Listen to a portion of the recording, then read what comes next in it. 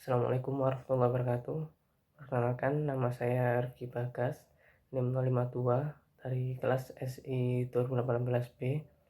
Di sini saya akan menjelaskan resume bab 4 dari buku Information Security Management Principle, yaitu pengendalian prosedur dan keamanan orang atau Procedural and People Security Control. Di sini membahas risiko keamanan informasi yang melibatkan orang dan cara mengelolanya dengan menggunakan kontrol yang sesuai atau prinsip-prinsip penggunaan umum dari kontrol utama dalam keamanan informasi yang berhubungan dengan prosedur dan manusia. Kesadaran akan pentingnya keamanan data harus dari arahan petinggi organisasi secara langsung, karena sistem jaminan informasi yang paling canggih di dunia ini pun tidak akan berguna jika orang-orang yang datanya dirancang untuk dilindungi tidak sadar akan pentingnya keamanan. Mereka perlu diberikan arahan akan bahayanya dan bagaimana menggunakan sistem untuk memastikan bahwa aset informasi mereka dilindungi. Lebih dari 50% adanya insiden adalah disebabkan oleh tindakan yang tidak tepat dari staf organisasi. Jauh lebih banyak masalah yang disebabkan oleh kecelakaan daripada oleh niat jahat.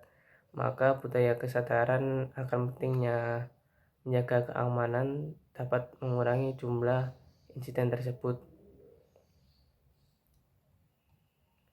Tanggung jawab organisasi dapat dicantumkan dalam dokumen, yakni kontrak kerja dan kontrak layanan. Untuk tanggung jawab atau kewajiban yang dibebankan kepada karyawan dapat melalui kode etik mengenai jaminan informasi yang meliputi kerahasiaan, integritas, dan ketersediaan. Hal ini merupakan sarana untuk mengekspresikan etika dan standar organisasi yang berisi contoh jenis perilaku yang diharapkan dari karyawan dalam hubungan mereka satu sama lain dan dengan orang lain, baik itu pelanggan, pemasok, atau orang lainnya. Nah, di dalam kode etik dinyatakan bahwa karyawan tidak boleh menawarkan hadiah, bujukan, atau tingkat keramah tamahan yang tidak wajar pada orang lain. Ya, meskipun ini tampak jauh dari jaminan informasi, namun harus diingat bahwa salah satu area keamanan yang paling penting adalah rekayasa sosial. Karyawan mungkin diberikan hadiah yang berlebihan atau dimasukkan dalam situasi yang memalukan orang lain, misal yang menginginkan beberapa informasi atau akses untuk ke aset lain dari organisasi yang merupakan jenis manipulasi psikologis. Ada banyak situasi lain di mana mereka yang berniat merusak organisasi menggunakan perilaku sosial karyawan untuk mencapai tujuan mereka. Pemisahan tugas adalah konsep bahwa satu orang tidak dapat menjalankan tugas lebih dari satu peran yang dapat menimbulkan konflik kepentingan. Jika satu individu memiliki semua kata sandi, hak akses, dan hak istimewa untuk seluruh organisasi, mereka akan memiliki kemampuan untuk secara sistematis mengubah, mengekstrak, atau menghancurkan setiap data dalam kendali organisasi dengan sedikit atau tanpa risiko ditemukan. Maka dengan hal ini bertujuan untuk membatasi ketergantungan yang dimiliki oleh organisasi pada satu individu.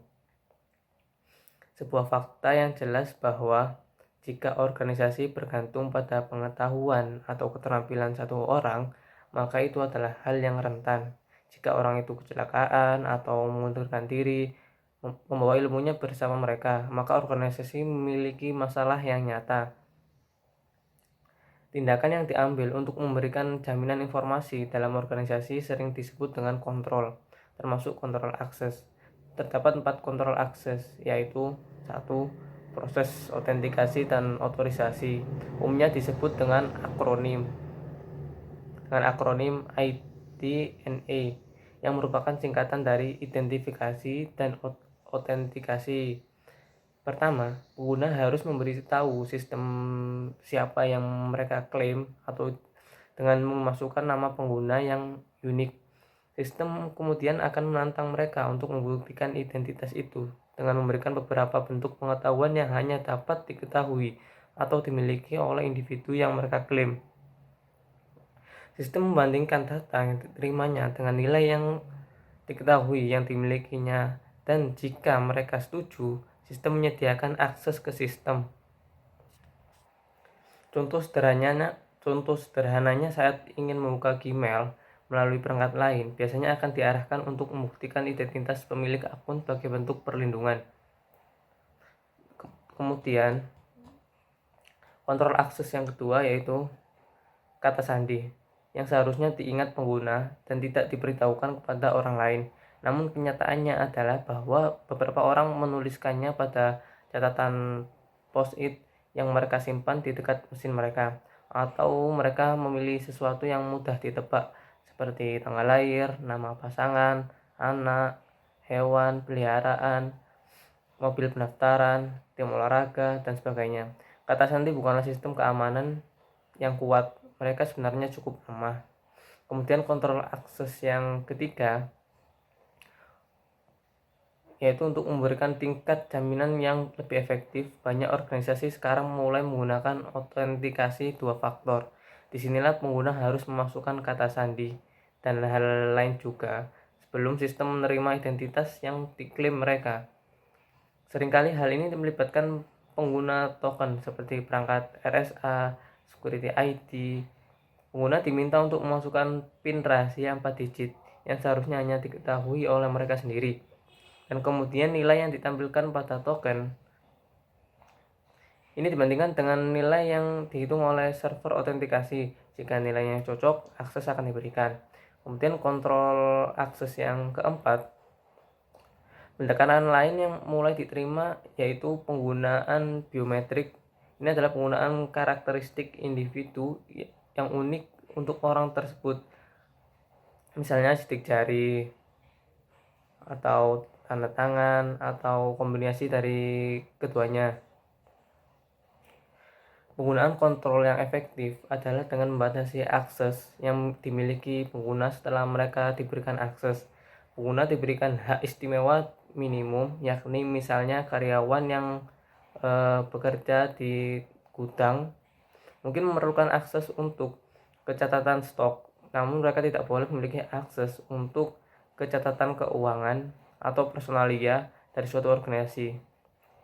Mereka tidak perlu tahu yang bukan haknya. Selanjutnya, yakni konsep grup pengguna. Pengguna yang menjalankan fungsi serupa dikelompokkan bersama, misalnya akun, penjualan, IT, dan sebagainya. Sistem ini dapat digunakan untuk mengontrol akses ke aplikasi atau fungsionalitas dalam aplikasi terintegrasi besar seperti sistem perencanaan sumber daya perusahaan atau ERP. Contohnya, akses ke sistem penggajian hanya diizinkan untuk pengguna grup keuangan dan sumber daya manusia. Seorang pengguna dapat dinyatakan sebagai anggota lebih dari satu grup jika peran mereka memerlukannya. Peran administrator sistem atau aplikasi merupakan yang berperan paling penting. Ia tidak hanya memiliki akses ke data, namun juga ke perangkat lunak dan sistem operasi itu sendiri. Administrator dapat menambah dan menghapus pengguna yang sudah tidak memiliki tanggung jawab di bagian lama, misal dengan alasan naik jabatan, pindah tim, atau keluar dari perusahaan, dan lain sebagainya. Membangun sistem kembali, menghapus data, memberikan atau menolak akses ke aplikasi, mengubah kata sandi, dan bahkan mengubah atau menghancurkan atau menghapus catatan peristiwa atau data audit juga merupakan tugas dari seorang administrator tadi. Titik akses adalah lokasi manapun dari sistem internal organisasi yang dapat diakses. Ini dapat melalui salah satu dari 3 jenis utama. Yang pertama, koneksi langsung dari terminal terprogram. Kedua, akses jaringan nirkabel dalam perimeter. Yang ketiga, akses jarak jauh melalui jaringan pihak ketiga seperti klien web, broadband dari rumah atau dial-up dari hotel. Akses jarak jauh menghadirkan tantangan tambahan dari keamanan fisik dan jaringan. Sangat memungkinkan bahwa koneksi jaringan yang digunakan tidak dikontrol oleh organisasi yang sama. Ini berarti lebih penting untuk melindungi tidak hanya lalu lintas IDNA atau identifikasi dan autentikasi tadi, tapi semua data. Ini biasanya dicapai untuk menetapkan persyaratan yang lebih tinggi untuk identifikasi dan autentikasi, seperti autentikasi dua faktor menggunakan token seperti yang saya jelaskan sebelumnya, dan melindungi koneksi data menggunakan enkripsi seperti terowongan jaringan pribadi virtual atau VPN atau SSL Secure Socket Layer melalui amankan protokol HTTPS. Titik akses nirkabel harus dikontrol secara ketat dalam hal pemasangan, konfigurasi, atau tautan fisiknya ke jaringan. Perlindungan data melalui sistem klasifikasi informasi juga disebut oleh beberapa organisasi sebagai penandaan pelindung. Pelindungan data melalui sistem klasifikasi informasi adalah salah satu tindakan pencegahan keamanan yang paling lama, namun paling efektif dalam penggunaannya yang pernah ditemukan. Selain tanda pelindung ini, data juga dapat diberikan peringatan. Ini adalah tanda tambahan yang menentukan lapisan perlindungan dan kebijaksanaan yang lebih baik. Contohnya, sumber daya manusia, file personal yang berisi data pribadi sensitif. Kemudian, hanya mata anggota dewan, tidak untuk ditampilkan kepada siapapun yang bukan anggota dewan. Kemudian, komersial dalam rahasia, tidak untuk ditampilkan kepada organisasi pesaing manapun. Kekayaan intelektual, tunduk pada aturan kerahasiaan dan kemungkinan menunggu permohonan paten.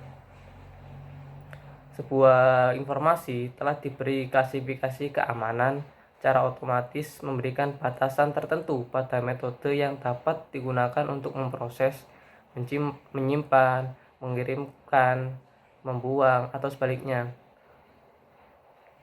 Organisasi memerlukan staf mereka dan pihak ketiga untuk mengakses informasi mereka untuk tujuan mematuhi kebijakan dan prosedur jaminan informasi guna mengurangi kemungkinan masalah jaminan atau kerentanan. Memberikan pelatihan keamanan yang sesuai akan membantu individu untuk memahami tanggung jawab asuransi mereka, bagaimana aset informasi perusahaan dapat terancam, dan bagaimana hal ini dapat dihindari.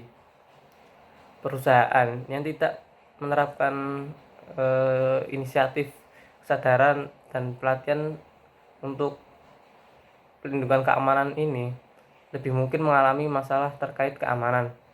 Pelatihan keamanan dalam istilah relatif adalah kontrol jaminan berbiaya rendah yang dapat menciptakan perubahan positif dan bertahan lama dalam perilaku pengguna. Ada dua pendekatan luas untuk meningkatkan tingkat pengetahuan. Pertama, melalui pelatihan keamanan informasi khusus, dan kedua melalui peningkatan kesadaran tentang keamanan informasi itu sendiri. Pelatihan cenderung terfokus dan membahas masalah tertentu. Tujuan utamanya adalah untuk mencapai tingkat kompetensi tertentu di bidang tertentu di dalam pengguna.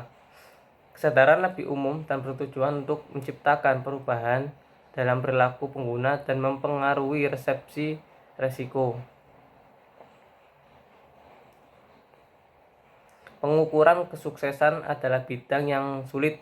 Tes atau kuis di akhir sesi pelatihan tatap muka, video, DVD, atau modul CBT dapat mengukur sampai tingkat tertentu seberapa banyak peserta telah belajar. Ini juga dapat memberikan catatan bahwa peserta telah berhasil menyelesaikan kursus baik untuk tujuan regulasi, administratif, atau ketekunan. Pelatihan keamanan yang efektif harus berupaya untuk memberikan perubahan positif dalam perilaku pengguna yang akan mengarah pada pengurangan kerugian dari insiden keamanan dan mengurangi risiko.